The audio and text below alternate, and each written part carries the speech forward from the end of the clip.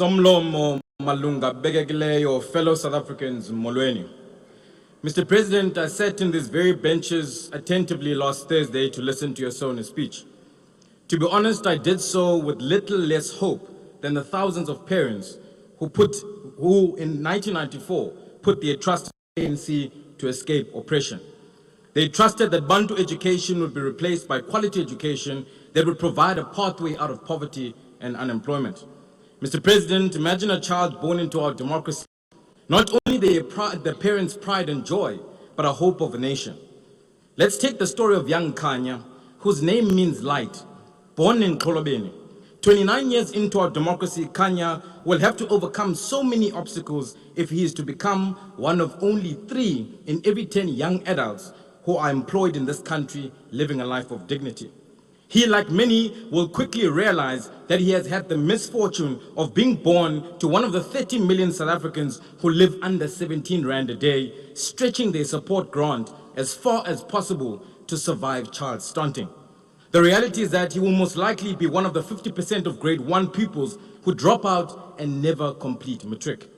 His parents will soon realize that he is one of 8 in 10 grade 4 children who can't read for meaning in any language, attending one of the 89% of schools without a library to even help with that reading. By grade 6, he surely would have been taught by one of the 1,575 unqualified teachers who fail exams for the very same subjects that they teach. Kanya might find himself in one of the chronically overcrowded classes, struggling with the pace and content of the CAPS curriculum. Kanya's light dimming by the day.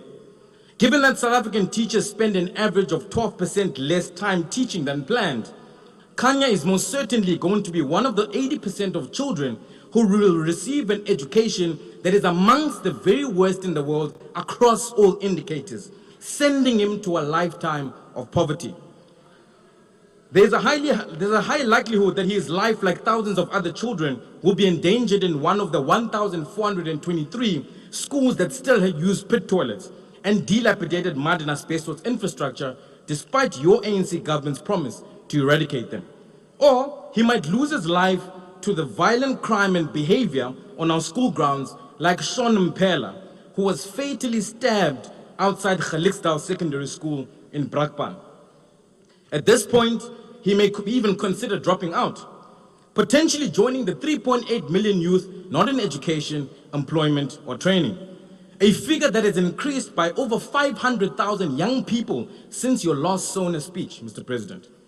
If through sheer grit and determination, Kanya and millions of young South Africans learners beat these odds of poor quality teaching, overcrowding, dropping out, survive dying in a pit toilet or being stabbed to death, and in fact, actually pass a matric exam, chances are they will be part of the 68% of matrics without bachelor passes with slim chances of accessing an institution of higher learning. Mr. President, the real matric pass rate is in fact 54.6%, not 80.1%. This paints a darker picture than the one you tried to make us believe on Thursday. Your government has in fact left behind over 337,000 learners who should have completed matric in 2022.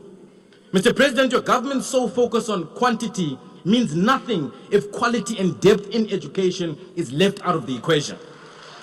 Only 32% of this cohort achieved a bachelor's pass, and even worse, only 13% will access a university, and the rest will be left staring unemployment in the face. If Kanya and thousands of learners qualify to access a university, they might form part of the 50 to 60% of first-year learners who are unable to cope and fail due to poor foundational education.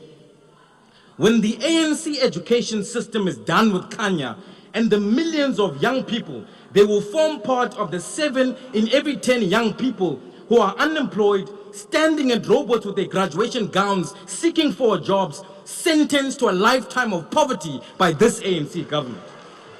Mr. President, your party's broken education system has blacked out Kanya's light and shattered the hopes his parents once carried, load-shedding his future and the millions of young South Africans like him to a life of unemployment. This, sir, is your government's legacy. the new form of oppression. I-ANC sele ijike yangumbutho wengcindezelo icinezela ulutsha laseMzantsi Afrika ngokubanika imfundo engekho semgangathweni, imfundo ezabaqhubela kubomi bentlupheko apho bengazufumana misebenzi baphele bengomahlalela bekhongozele kulorhulumente we-ANC onguhlohle zakhe. Nilibulele ikamva labantwana beli mongameli. It was at this podium last year, sir, that you promised to eradicate pit toilets and rapidly build more schools to curb overcrowding. Yet nothing was budgeted, no mention of progress in your Sona speech, and you had accepted some of my proposals. At this podium is where I warned you that poor quality teaching is a major cause of poor quality outcomes, and that you should prioritize the professional development of teachers and establish an independent school monitoring evaluation authority to monitor quality teaching in the classroom. Still no action. I pleaded with you to track, trace, and retain learners to schools so that we don't lose them to unemployment, poverty, or crime. You agreed, yet there has been no mitigating strategy to curb the problem thus far. Early literacy is the key, Mr. President. Last year, I begged you to prioritize reading, writing, language, numeracy by backing it with a budget to catch up, yet there is still zero in the basic education budget for reading. There is no silent revolution happening in our schools. Sir, there is a thunderous crisis.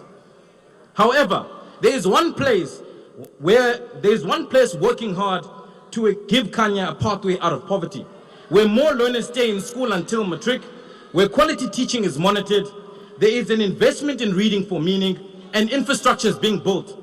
Through its rapid school build program, the DA-run Western Cape has managed to build an equivalent of one school in every 4 days.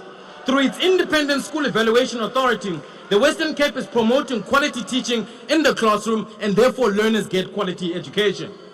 And through its reading program, the DA-run Western Cape is going all out to address the reading crisis. If children can't read, they are doomed before they even begin. Children in the Western Cape schools are spending an extra 2 hours per week on reading, and a new budget of 111 million has been allocated for reading, targeted at Afrikaans and isiXhosa schools. That is why there's double the number of children who can read in the Western Cape in comparison to the rest of the country. Sir, your new special purpose vehicle must fly off the paper and be implemented. Fellow South Africans, I know that many of you are Kanya, and your light too has been blacked out by the ANC government. Now is the time to cut the ANC's power. Now is the time to vote for the DA that will forge an education pathway out of poverty. Like Madiba said, if the ANC does to you what the apartheid did to you, then you must do to the ANC what you did to the apartheid government. It is now time to end this oppression. Thank you. Thank you.